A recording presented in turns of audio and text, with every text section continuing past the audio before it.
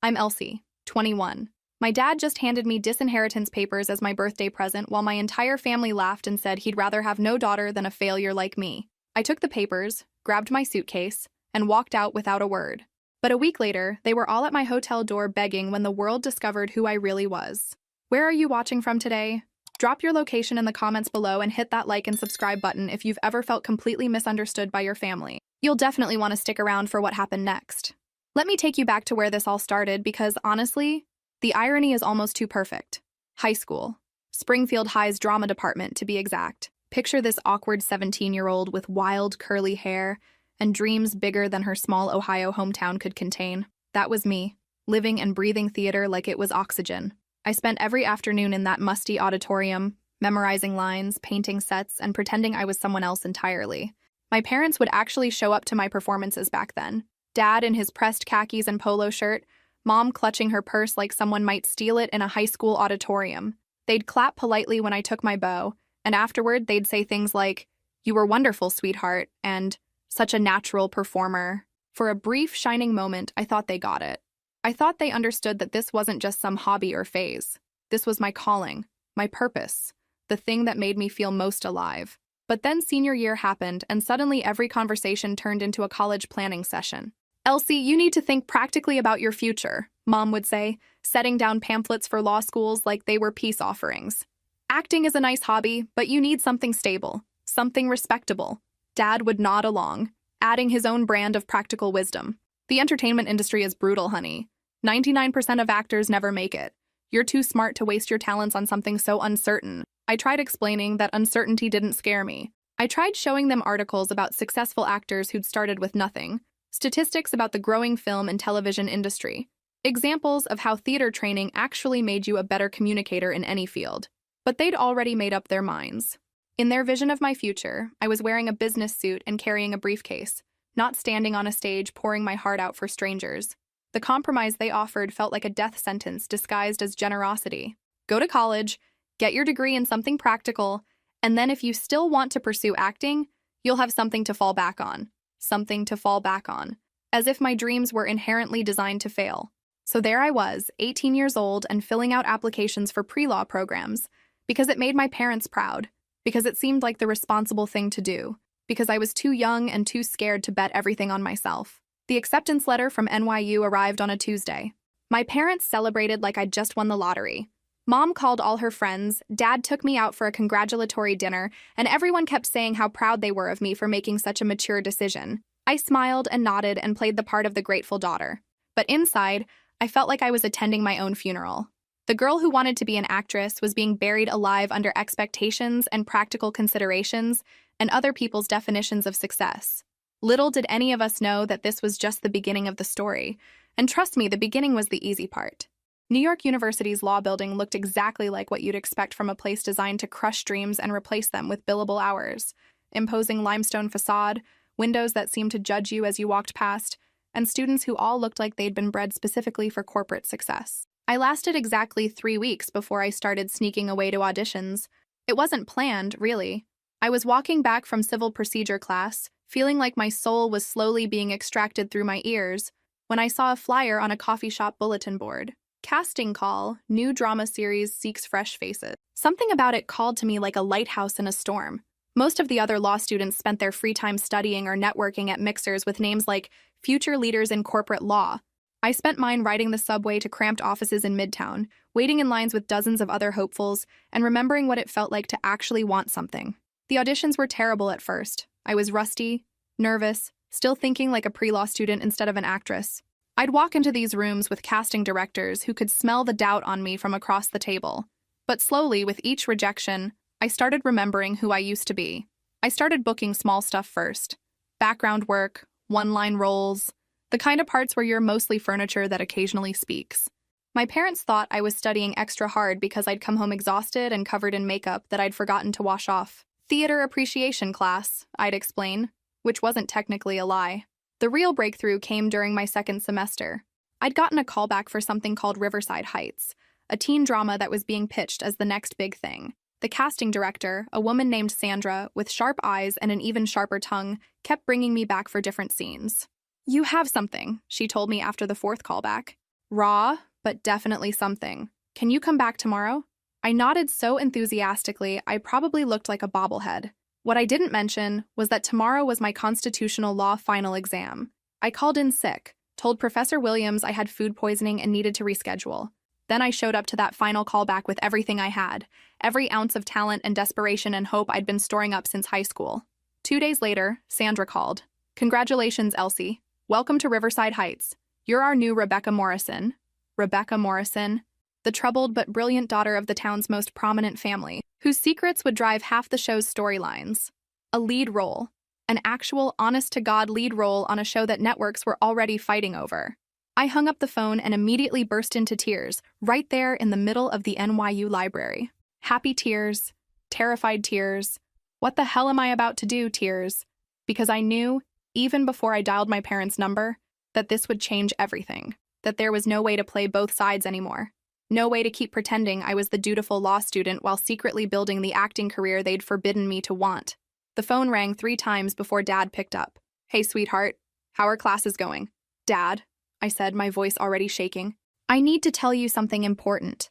Have you ever experienced that moment when you know you're about to drop a bomb that will change everything?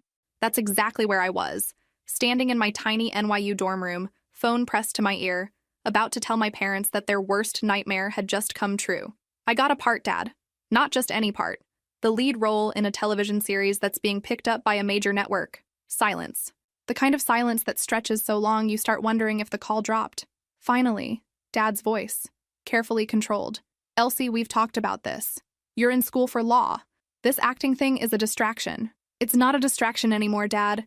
It's my career. They want to sign me to a 3-year contract. We start filming in 2 weeks. 2 weeks? Mom's voice joined the conversation, sharp with panic. Elsie, you have finals. You have your whole second semester ahead of you.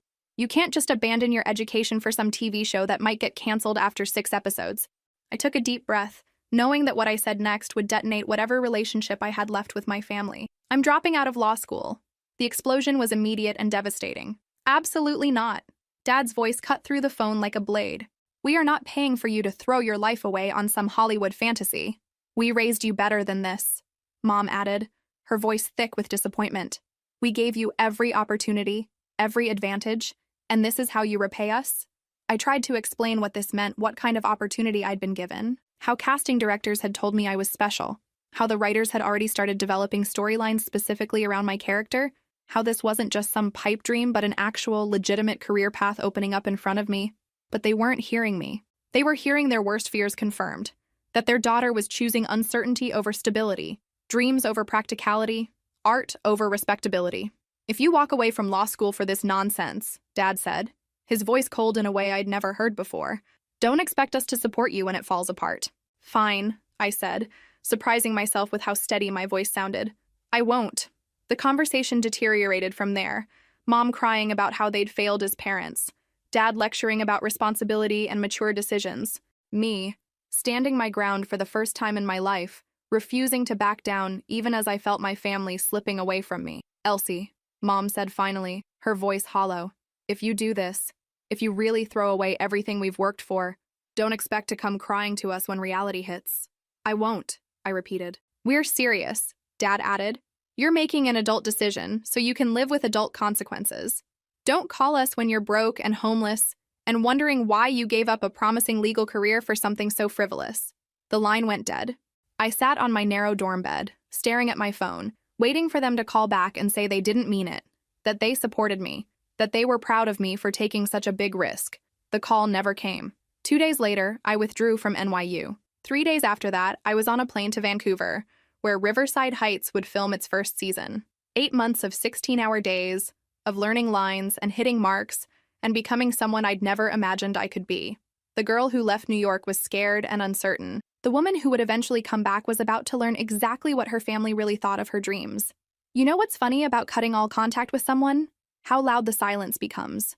For the first few weeks of filming, I'd catch myself reaching for my phone to call my parents about everything. Great day on set. I wanted to share it. Tough scene that made me cry. I needed their support. Learning something new about the craft I loved. I craved their validation. But every time I'd start to dial their number, I'd remember Dad's voice. Don't call us when you're broke and homeless. So I didn't call. And more importantly, They didn't call me. Radio silence. Complete and absolute radio silence from the people who'd raised me, who'd supposedly loved me unconditionally, who'd taught me that family was the most important thing in the world. Turns out, family was only the most important thing as long as you did exactly what they wanted. The first month of filming was rough. Not because the work was hard, though it was, but because I was learning to exist without the safety net I'd taken for granted my entire life. No parents to vent to after a bad day, no family group chat full of encouragement and inside jokes, no one checking in to make sure I was eating enough or sleeping well. I was 21 years old and completely on my own for the first time, in a foreign country, doing the most challenging and exciting work of my life, and I had no one to share it with. Well, almost no one. The cast became a kind of makeshift family. Marcus, who played my on-screen brother, took me under his wing like a real big sibling. Sarah, our show's veteran actor, gave me master classes in technique between takes. Even the crew started looking out for me. The green kid from Ohio who clearly had no idea what she was doing but was trying her heart out anyway. "Your parents know what you're doing out here?" Marcus asked one day during lunch break. We were sitting outside our trailers enjoying the rare Vancouver sunshine. "They know," I said carefully. "They're just not thrilled about it." Marcus raised an eyebrow. "Not thrilled about their daughter landing a lead role on a network TV show? What did they want you to be, a brain surgeon?" "Lawyer, actually." He laughed, then stopped when he realized I wasn't laughing with him. "Wait, you're serious? They're upset about this?" I nodded, not trusting my voice to stay steady if I tried to explain the whole story. "That's insane," he said, shaking his head. "My mom tells everyone in our neighborhood that I'm on TV. She DVRs my old commercials. Your parents are missing out on being proud of something incredible." That was the thing that hurt most, actually. Not that they disagreed with my choice, but that they couldn't see what everyone else saw. That I was good at this, that I belonged here, that I was building something meaningful and beautiful with my life. The worst part was wondering if maybe they were right. Maybe I was delusional. Maybe I was throwing away something valuable for something worthless. Maybe their silence was just them waiting for me to come to my senses and apologize for being so foolish. Those doubts got louder during the harder days, when I couldn't remember my lines, or when a scene wasn't working, or when I felt like an imposter surrounded by real actors who actually knew what they were doing. But then something beautiful would happen. A scene would click perfectly, or I'd nail an emotional moment that had been giving me trouble, or a director would pull me aside to tell me how impressed they were with my growth, and I'd remember why I'd chosen this path in the first place. 8 months. That's how long I went without speaking to my family. 8 months of the most transformative, challenging, exciting period of my life, and they missed all of it. I told myself it didn't matter, that I was building a new life with new people who actually supported my dreams. But deep down, I kept hoping that when the show aired, when they saw what I'd accomplished, when the rest of the world recognized what I was doing, maybe they'd come around. Maybe they'd remember that they used to be proud of me. Maybe they'd want to be part of my life again. I was about to find out exactly how naive that hope was. Filming wrapped on a Tuesday in early November, 8 months after I'd last heard my parents' voices. As the crew packed up equipment and actors exchanged contact information and promises to stay in touch, I realized I was facing a problem I hadn't anticipated: what to do next. Most of the cast was heading back to Los Angeles to wait for news about a second season pickup. A few were going home to visit family before the show aired in January. Everyone had somewhere to go, people waiting for them, plans that made sense. I had a small apartment I'd been paying for but barely living in, and parents who'd made it crystal clear they didn't want to hear from me. "You coming to the wrap party tonight?" Sarah asked, slipping her arm through mine as we walked toward the parking lot. "Wouldn't miss it," I said, forcing brightness into my voice that I didn't feel. The wrap party was everything you'd expect from a group of 20-somethings who'd just spent 8 months working 18-hour days together. Loud music, cheap wine, and everyone talking over each other about their favorite moments from the season. For a few hours, I managed to forget about the growing anxiety in my chest about what came next. "So what's your plan?" Marcus asked during a quieter moment. We were standing on the hotel balcony, looking out over Vancouver's skyline. "Plan?" I laughed, but it came out hollow. "That's optimistic. I'm thinking I'll head back to my apartment, wait for the show to air, and see what happens next." "What about Christmas? You going home?" The question hit me like a physical blow. Home. Where exactly was home when your family had essentially disowned you for pursuing your dreams? "Maybe," I said vaguely, still figuring that out. But as the weeks passed and December approached, the idea started taking root in my mind. What if I did go home? What if I showed up for Christmas and tried to bridge the gap that had grown between us? What if 8 months had been enough time for them to miss me, to regret the harsh words, to realize that family should support each other even when they disagreed? The more I thought about it, the more it made sense. I'd be going home as a success, not a failure. I had a television show about to air, a career that was actually taking off, proof that my dreams weren't as foolish as they'd claimed. Maybe this was exactly what we needed to heal the rift between us. I started making plans without really admitting to myself that's what I was doing. Booked a flight to Ohio for December 20th, my birthday. Researched hotels near my parents' house, just in case things were still tense and I needed somewhere to stay. Even started shopping for Christmas presents, imagining their faces when they saw how well I was doing. "You sure about this?" Marcus asked when I told him my plan. We were having lunch in LA, where I'd been staying temporarily while figuring out my next move. "It's Christmas," I said, trying to sound more confident than I felt. "Family is supposed to be together at Christmas. Family is supposed to support each other's dreams too," he pointed out gently. "But yours kicked you to the curb when you needed them most." I knew he was right. Logically, I understood that nothing about their behavior suggested they'd suddenly change their minds about my career choices. But there was this stubborn part of me that refused to believe my parents could really be that cold, that unforgiving, that incapable of growth. They'd raised me. They'd loved me for 21 years. Surely that had to count for something. So I booked the ticket, packed my suitcase with carefully chosen outfits that looked successful, but not showy. Practiced conversations in my head where I'd explain what the last 8 months had been like, how much I'd grown, how right this path had turned out to be. I even wrote them a letter that I never sent, full of everything I wanted to say about how much I'd missed them, how sorry I was that we'd grown apart, how much I wanted them to be proud of me again. Looking back, I can see exactly how naive I was being, how desperately I wanted to believe that blood was thicker than disappointment, that love was stronger than wounded pride, that time could heal the kind of fundamental disconnection that happens when people simply can't understand each other. But at 21, I still believed in happy endings. I still thought that showing up with good intentions and a successful career would be enough to fix what had been broken between us. I was about to learn exactly how wrong I was. The flight from LAX to Columbus was 3.5 hours of pure anxiety. I spent the entire time rehearsing what I'd say when I saw them, how I'd explain the last 8 months, how I'd make them understand that I'd made the right choice. By the time the plane touched down, I'd convinced myself this was going to be the reunion I'd been dreaming of since the day I'd hung up on them. December 20th in Ohio was exactly what you'd expect. Gray sky, bitter cold, and that particular kind of winter bleakness that makes everything look like it's been drained of color. I grabbed my suitcase from baggage claim and looked around for my parents, even though I hadn't told them I was coming. Surprise, right? Show up on my birthday with proof that I'd made something of myself, and surely they'd be so happy to see me that all the hurt feelings would just melt away. Nobody was there, obviously, because nobody knew I was coming. I took a taxi to their house, watching familiar neighborhoods scroll past the windows and feeling that strange mix of nostalgia and dread that comes with returning to a place that used to be home but doesn't quite feel like it anymore. The house looked exactly the same. Same beige siding, same perfectly manicured lawn, same seasonal wreath that Mom changed out religiously every few weeks.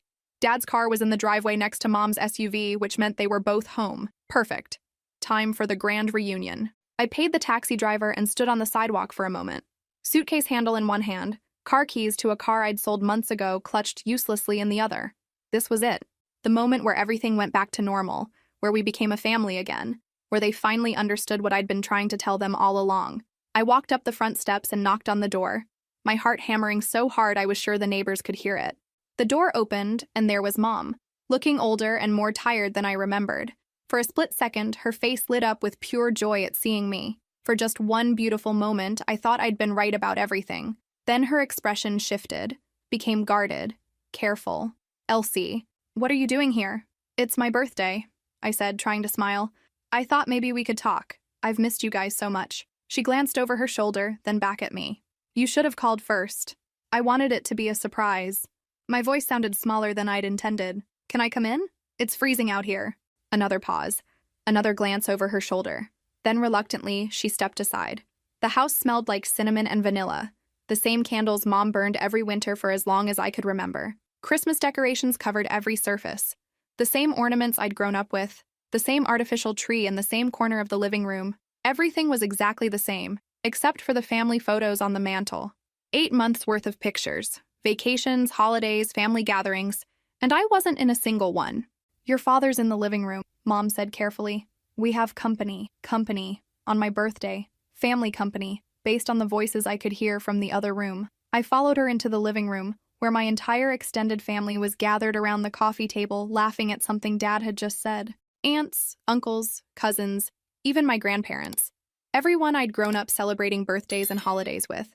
The conversation stopped the moment I walked in. Not gradually, not politely. It just cut off like someone had hit a mute button. "Well," Dad said after a moment that lasted about 17 hours, "look who decided to grace us with her presence." The tone was wrong. Everything about this was wrong. Where was the joy at seeing me? Where were the questions about how I'd been, what I'd been doing, whether I was happy and healthy and safe? Where was the love that was supposed to exist regardless of our disagreements? "Hi, Dad," I said, setting my suitcase down by the door. "I missed you too." Standing in that living room, surrounded by my entire family but feeling more alone than I'd felt in 8 months of actual solitude, I finally understood what people meant when they talked about the temperature of a room dropping. Literally everyone was staring at me. Not with curiosity or joy or even anger, with something much worse. Disappointment mixed with pity, like I was a cautionary tale walking into their comfortable, predictable gathering. "How long are you staying?" Mom asked, and the question sounded more like she was calculating how much inconvenience I'd cause than actual interest in spending time with me. "I have a return flight on January 2nd, I said, still hoping someone would say they were glad to see me. "January 2nd? Aunt Linda's voice carried that particular tone women use when they want to sound concerned but are actually just being nosy. "That's quite a long visit. Are you between jobs?" Between jobs. Like what I'd been doing was temporary employment at a grocery store, not the career-defining opportunity I'd been working toward my entire adult life. "Actually, I just finished filming the first season of a television show," I said, trying to inject some pride into my voice. "It's going to air next month." The silence that followed was somehow even worse than before. Finally, my cousin Tom spoke up. "Oh, one of those reality shows?" "No, it's a drama series. I play one of the lead characters." I looked around the room, hoping to see even a flicker of interest or pride. "It's called Riverside Heights. It's going to be on Tuesday nights." "Huh," said Uncle Bob, the family's self-appointed expert on everything. "Never heard of it." Of course he'd never heard of it. It hadn't aired yet. But pointing that out would only make me sound defensive, so I just smiled and nodded. "Well," Dad said, standing up from his recliner with the kind of deliberate movement that suggested this conversation was over, "I'm sure that's very exciting for you. We were just finishing up dinner. Mom can probably find you some leftovers if you're hungry." Leftovers. Not, "let me set another place at the table," or "we saved you a spot," or "how wonderful that you made it home for your birthday." Leftovers. "Actually," I said, my voice staying steady through sheer force of will, "I was hoping we could all spend some time together. It's been 8 months since we talked, and I have so much to tell you about what I've been doing." The look that passed between my parents could have frozen water. Quick, efficient communication that said volumes about conversations they'd had in my absence. "Elsie," Mom said carefully, "we're having a nice, quiet family evening. Maybe tomorrow would be better for catching up." Family evening. I was their daughter, their flesh and blood, and somehow I wasn't included in family. That's when it hit me. This wasn't an awkward reunion that would improve once we all relaxed. This wasn't a misunderstanding that could be cleared up with good intentions and honest conversation. This was deliberate exclusion. They weren't surprised to see me. They were inconvenienced by me. "You know what?" I said, reaching for my suitcase. "You're right. I should have called first." "Where are you going?" Mom asked, but not like she was worried about me. Like she was worried about how it would look to the rest of the family if their daughter left immediately after arriving. "There's a hotel downtown. I'll stay there and give you some space to enjoy your family evening." I made it to the front door before Dad spoke up. "Elsie." I turned around, hopeful despite everything that maybe he was going to say something kind, something that acknowledged how much courage it had taken for me to come home. "Happy birthday," he said. But the words were flat, perfunctory, like he was checking an obligation off a list. I drove away in the taxi that was still waiting, because somewhere in my subconscious I must have known this was how things would go, and watched my childhood home disappear behind me. The house where I'd grown up, where I'd felt safe and loved and valued, was now just another building full of people who didn't want me there. The hotel room was small and generic and absolutely perfect for what I needed, which was a place to fall apart in private before I figured out what to do next. Tomorrow was my birthday, 22 years old, and I'd finally learned exactly where I stood with the people who were supposed to love me unconditionally. It wasn't where I'd hoped to be. The next morning, I woke up to 17 missed calls from my mom and a text that just said, "Come to the house. We need to talk." Honestly, after yesterday's welcome, I almost didn't go. but there was still this stubborn part of me that hoped maybe they'd realized how cold they'd been. Maybe they wanted to apologize and start over. I should have trusted my first instinct and stayed at the hotel. When I arrived at the house, that same taxi driver who was probably wondering about my life choices by now, I could hear voices from the living room before I even rang the doorbell. The same extended family from yesterday, plus a few additional voices I couldn't identify. Mom answered the door immediately, like she'd been watching for me. "Thank goodness you came. Everyone's here." Everyone's here. For what, exactly? I followed her into the living room where the scene from yesterday had somehow gotten even more awkward. More family members, more serious faces, more of that particular energy that happens when a group of people have been talking about you and suddenly you walk into the room. "Sit down, sweetheart," Dad said, gesturing to the single empty chair in the center of the room, like I was about to be interviewed for a job I definitely wasn't going to get. I remained standing. Something about the setup felt wrong, too formal, too much like an intervention. "Is everything okay?" I asked, looking around at faces that ranged from uncomfortable to downright hostile. "We need to discuss your situation," Dad said. The word situation came out like he was talking about a problem that needed to be solved. "My situation?" Uncle Bob cleared his throat. "Elsie, we're all concerned about the path you've chosen. This acting thing isn't sustainable, and it's time you faced reality." Acting thing.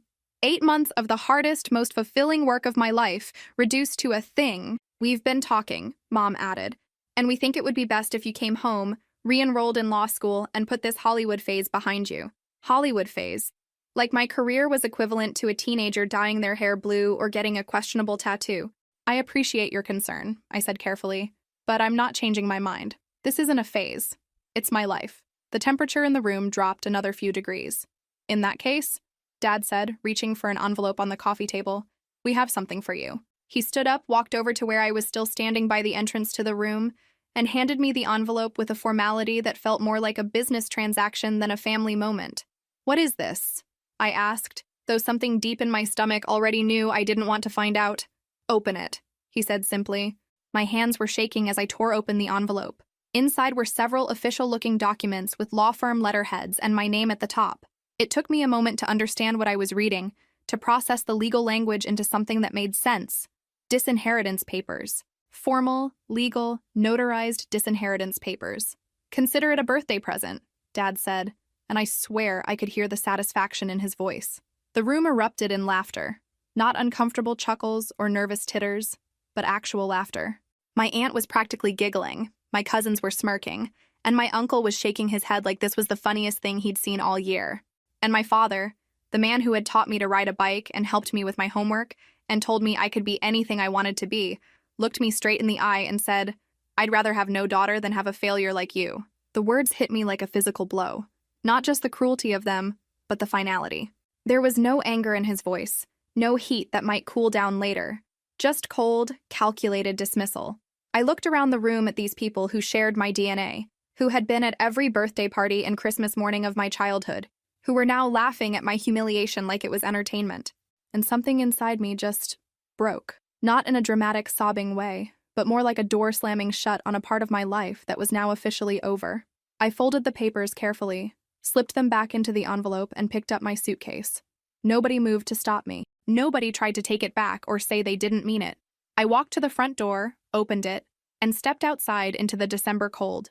Behind me, the laughter continued. I got into the taxi, gave the driver the hotel address, and we pulled away from the house where I'd grown up. I didn't look back. There was nothing left to see. The hotel room became my entire world for the next week. Room 237 at the Holiday Inn downtown Springfield. Not exactly the glamorous post-filming retreat I'd imagined when I booked my return flight, but it was mine, and nobody there was laughing at my life choices. I spread those disinheritance papers out on the small desk and read them over and over, like maybe the words would change if I studied them hard enough. But no, there it was in black and white legal language. Elsie Margaret Thompson was no longer considered a child of Robert and Margaret Thompson, effective immediately. No inheritance, no family connection, no safety net of any kind. 22 years old, officially orphaned by choice rather than tragedy. You know what's weird about being completely alone for the first time in your life? How quiet everything becomes.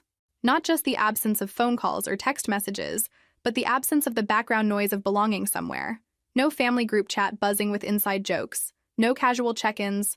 No one wondering where you are or whether you've eaten today. Just you. a hotel room, and the sudden understanding that the people who were supposed to love you unconditionally actually loved you very, very conditionally. I spent the first 2 days just processing what had happened, playing it back like a movie, trying to figure out where I'd miscalculated, where I'd misread the situation so completely. Had they always been this cruel, and I'd just been too naive to see it?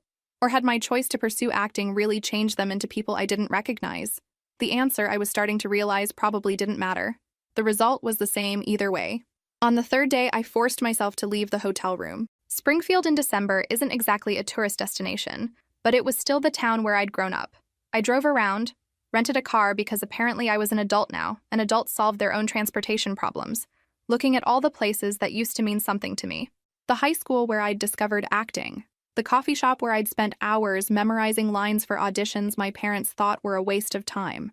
The library where I'd researched colleges, back when I thought making my parents proud was the most important thing in the world. Everything looked smaller than I remembered. Not physically smaller, but less significant somehow. Like returning to a childhood home and realizing it was just a building, not the magical place that lived in your memories. I ran into Mrs. Patterson at the grocery store. She'd been my favorite teacher in high school, the one who'd encouraged me to audition for the lead in our senior play. "Elsie," she said, lighting up when she saw me. "I heard you were working in television now. How exciting." For a moment, I wondered how she'd heard. Then I realized, small town, proud teacher, probably bragging about her former student to anyone who would listen. "Thank you," I said. "It's been incredible." "Your parents must be so proud," she continued, and I felt my smile falter. "Yeah," I managed. "They're very proud." She chatted for a few more minutes about the show and how she couldn't wait to watch it, and I found myself almost crying right there in the cereal aisle. Not because of what my family had done to me, but because this woman who barely knew me was more excited about my success than the people who had raised me. That night, I called Marcus. "How's the family reunion going?" he asked, and I could hear party noise in the background. He was probably at some industry event in LA, surrounded by people who understood that acting was a real job that real people could succeed at. "It's going great," I lied. "Everyone's really supportive." Even as I said it, I knew he didn't believe me, but he was kind enough to pretend he did. After we hung up, I sat on the hotel bed and looked at my reflection in the mirror across from me. The girl staring back looked tired but not broken, hurt but not defeated. I was about to find out exactly how strong I really was. January 15th. The day Riverside Heights was set to premiere. I'd known this date for months, had been both dreading and anticipating it since the moment filming wrapped. In all my fantasies about this day, I'd imagined watching it with my family, seeing their faces when they realized what I'd accomplished, maybe even getting an apology for how they'd treated me. Instead, I was alone in a hotel room in my hometown, about to watch my professional debut while the people who were supposed to be my biggest supporters pretended I didn't exist. I'd thought about flying back to LA, or even going back to Vancouver where some of the cast was gathering for a watch party. But something kept me here, in this weird liminal space between my old life and my new one. Maybe I needed to see this moment through in the place where my dreams had first taken root, even if I was seeing it through alone. I ordered room service, champagne, and the fanciest thing on the menu, which turned out to be salmon with sides that cost more than I used to spend on groceries in a week, and settled in to watch my life change. The show opened with a sweeping shot of the fictional town of Riverside Heights, all tree-lined streets and perfect lawns hiding dark secrets. Then there I was, filling the screen in a way that still felt surreal after 8 months of filming. Rebecca Morrison, the character I'd put everything into bringing to life. Complicated, intelligent, vulnerable but strong, dealing with family dysfunction that felt uncomfortably familiar given my current circumstances. It was good, really good. Not just my performance, which I was too nervous to judge objectively, but the show itself. The writing was sharp, the other actors were phenomenal, and the story unfolded with exactly the kind of addictive quality that makes people clear their schedules for appointment television. When the first commercial break hit, I realized I'd been holding my breath. My phone was buzzing with notifications. Marcus texting from the LA watch party, Sarah sending encouraging emojis, even some of the crew members I'd stayed in touch with reaching out to say congratulations. But nothing from my family. Nothing from anyone in Springfield who might have recognized my name in the credits or my face on their TV screens. The second half of the episode was even better than the first. There was this scene where Rebecca finally stands up to her father, telling him that his approval isn't worth sacrificing her own happiness, and I watched myself deliver those lines with an intensity that came from a very real place. Art imitating life, or life giving weight to art. Either way, it was exactly what I needed to see in that moment. When the credits rolled, I sat in the silence of my hotel room and felt something I hadn't expected. Pride. Pure, uncomplicated pride in what I'd accomplished. I'd done it. I'd bet everything on myself and won.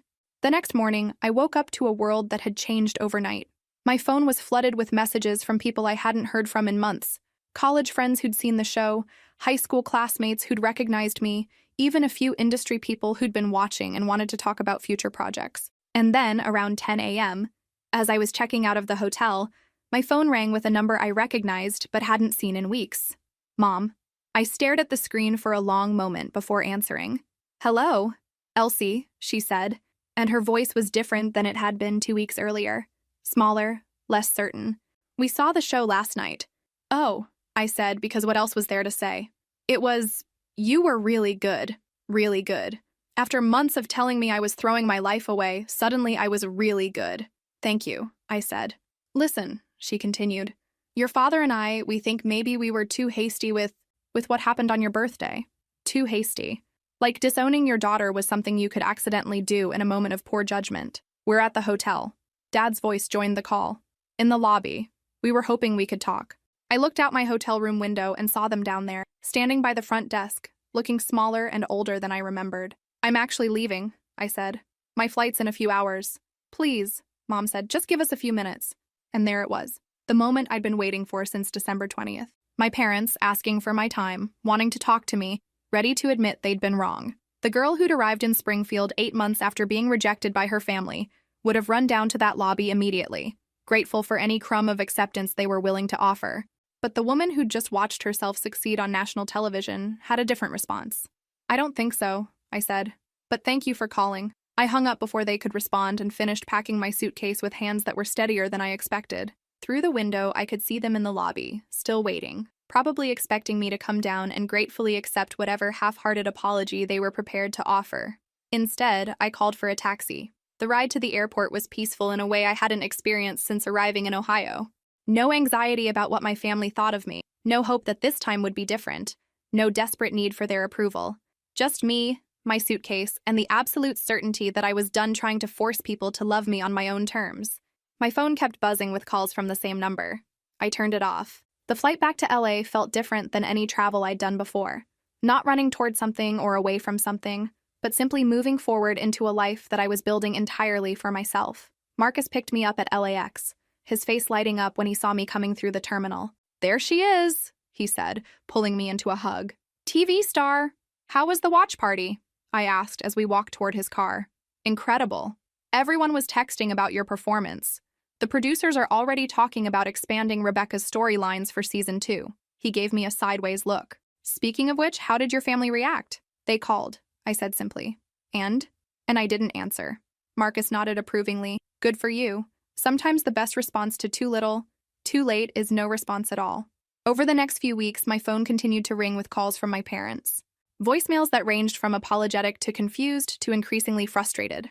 When I still didn't respond, they tried different approaches.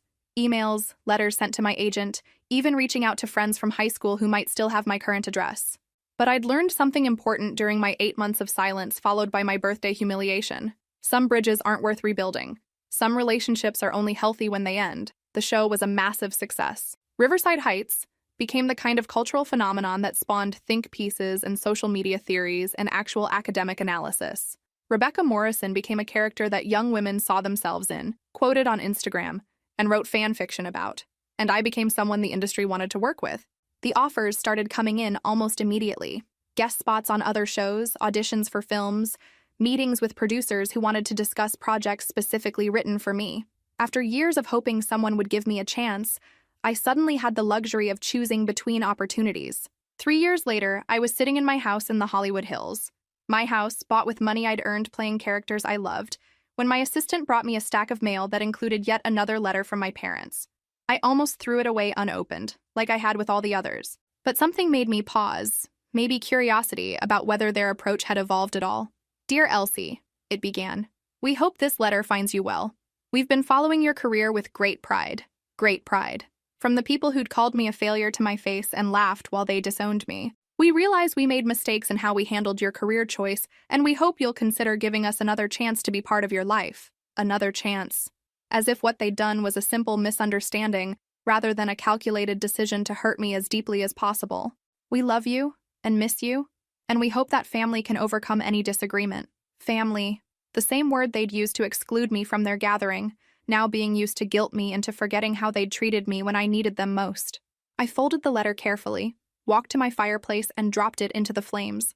Some chances aren't worth giving. Some love comes too late to matter. I'd built a beautiful life without them, and I wasn't interested in going backward. 5 years after that birthday from hell, I was sitting in my favorite coffee shop in West Hollywood, reading a script for what would become my first lead role in a major motion picture, when a familiar name popped up on my phone. Not my parents this time, but my cousin Sarah, the one who'd been at the Disinheritance party, though she'd looked uncomfortable during the worst parts of it. "Elsie, it's Sarah. I know you probably don't want to hear from anyone in the family, but I thought you should know. Your dad's in the hospital." I felt that old familiar tightness in my chest, the one that used to appear whenever anything family-related came up. But it was fainter now, more like an old scar than a fresh wound. "What happened?" I asked. "Heart attack. He's stable, but it's been a rough few weeks. Your mom asked me to call. She didn't think you'd answer if it came from her directly." She was right. I wouldn't have. "I'm sorry to hear that," I said, and I meant it. Whatever had happened between us, I didn't wish him actual harm. "They miss you, you know. Both of them. They talk about you all the time, about how proud they are of what you've accomplished." Proud. That word that meant everything to me when I was 21 and nothing to me now. "Sarah," I said gently, "I appreciate you calling. I really do. But that bridge burned a long time ago." "But he's your father." "No," I interrupted. "He made it very clear 5 years ago that he'd rather have no daughter than have me. He got what he wanted." There was a pause. "People change, Elsie. People grow up and realize their mistakes." "I'm sure they do," I said. "But some mistakes don't get to be undone just because you realize you made them."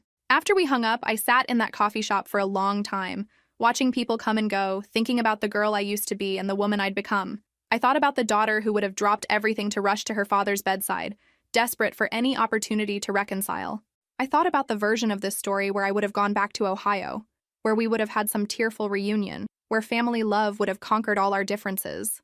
I thought about forgiveness and second chances, and all the beautiful narratives people tell themselves about family healing. And then I ordered another coffee and went back to reading my script. Some stories don't end with reconciliation. Some wounds don't heal just because time passes.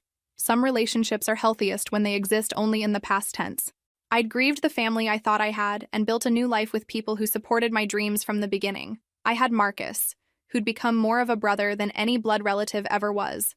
I had Sarah from the show, who called me on my birthday every year to remind me how far I'd come. I had an entire chosen family of friends and colleagues who celebrated my successes and supported me through my struggles.